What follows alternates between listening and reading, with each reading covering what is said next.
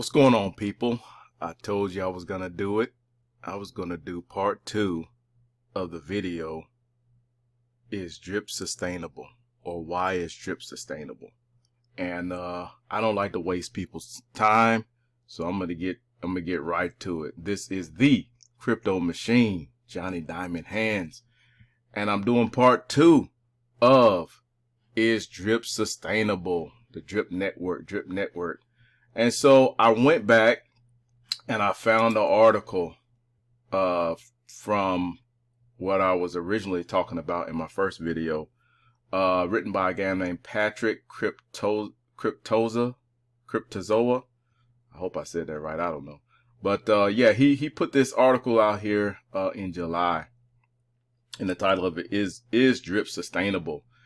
And he says, many questions get asked regarding the sustainability of drip. How can one drip become 3.65 drip in a year, or even 30 plus drip when compounding? Where did those extra drip come from? The magic fountain? It essentially boils down to every and all BNB that purchases drip goes into the liquidity pool of the fountain page, where you're given your drip token. The fountain swap page is a fork of Pancake Swap where liquidity is held. The platform then incentivizes you to stake your drip into the token into the faucet page for 365% APY.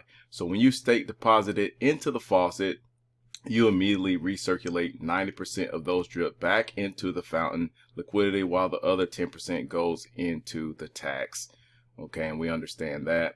And that is to pay out everybody's 1% rewards. When those drip tokens from the 90% faucet state goes back to the fountain, the drip value locks in and it holds. So when new people purchase drip, a credit is essentially issued to that buyer. If they sell immediately, that BNB is subtracted from the fountain pool, dropping the price. However, if they stake it in the faucet, that credit is returned back to the fountain. Makes sense? So these transactions that they're talking about in this paragraph, all of them are taxed. And so that further solidifies the liquidity of the drip token. All right, so this system reduces the initial supply of 1 million drip offered and then recycles it. This increases the BNB drip ratio because the dollar amount of BNB pool holds firm as the initial drip supply offered was reduced. The liquidity pools for fountain and reservoir are also paired together to establish the floor price of drip. Therefore, the overall supply will never be allowed to reach zero. So that should comfort a lot of people that this thing is going to keep basically recycling itself. As we approach that floor, the recycled credits, there it is again, I didn't even read that part yet, of existing drip will keep this platform running indefinitely and price to rise. If the drip token wasn't recycled and credited, the ratio would be more of a 1-to-1, and we will follow BNB price up and down more closely. The dev has the power to truly burn and destroy the token to raise price even further, and has done so only for about 1,700 drip total at the beginning. And this thing has been running for months. But found a better use for that drip for competitions, etc. Future burning won't occur unless necessary. The platform is sustainable because the faucet, people need to stake into the faucet. The whale that tanked the price recently did not stake, so held their token and traded it when he or she bought low and sold high.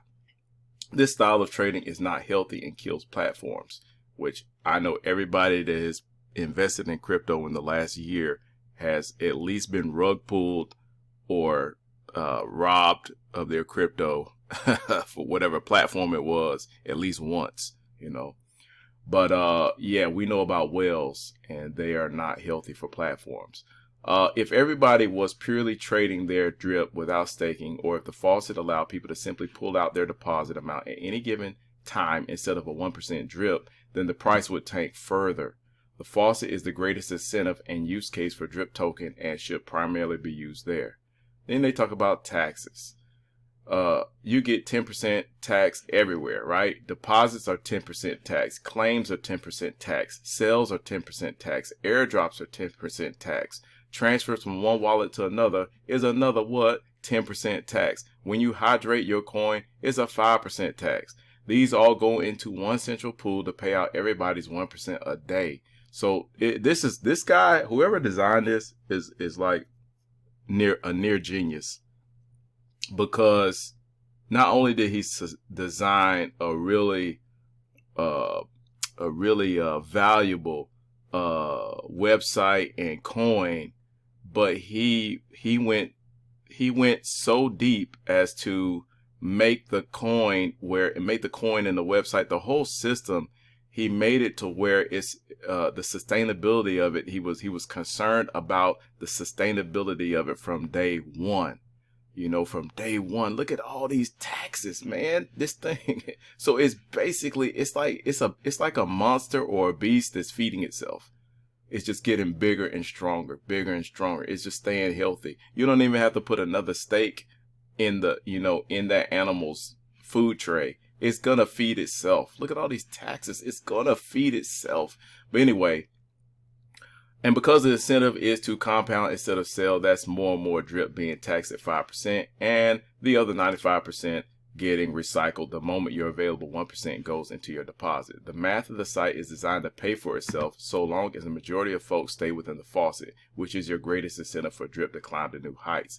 Yes. So I see YouTubers, I see people that have 1 million drip, 50,000 drip, so on and so forth, in the faucet.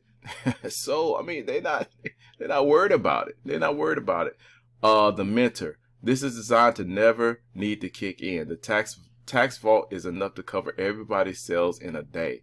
There are 1 million drip tokens as a soft cap, and it is designed to stay that way. But when the mentor kicks on periodically, we will be above 1 million drip. Also note, if the mentor stayed on 24/7, then yes, that would be inflationary and the drip price would go down. However, that won't be the case. So he even prepared for this thing going over 1 million drip. Look at that. This guy is a genius. But anyway, whale taxes. I think his name is Forex Shark. But anyway, whale taxes. Anybody that lets their 1% build up so high that the amount they're about to sell reaches certain thresholds of the supply, 1 million tokens, they get taxed. For example, if someone tries to build up and sell out 50,000 tokens, that's 5% of the total supply, and falls into the greater than 5% whale tax of 25%, meaning when they claim, they'll automatically get hit with 25% tax of their available amount in addition to the 10% claim tax, and when they go to sell, there's an additional 10%. So theoretically, they are paying approximately 45% in taxes while only profiting off 55%. So this is for people that's worried about if the contract is going to get drained, if a whale is going to come in. They're going to get hit 45% of their profit right off the bat. So to me, I mean, I wouldn't even worry about that. I wouldn't even worry about that. They're gonna get almost half of their profit put back into the contract, so you don't have to worry about being drained. This is awesome. This is awesome. So max payout cap. Last but not least, the max payout cap of 100,000 drip tokens. Yes, your wallet ends at 100,000 drip, so your profits from this platform stop once your drip deposit amount reaches around 72,602. Assuming you've done nothing but hydrate, and even less by the amount of drip you've been claiming. So I'm gonna stop right there on this video because it's so long and I don't want people to get bored and have to leave and all this stuff. But hey, like, comment, and subscribe on this video, and stay tuned for part 3.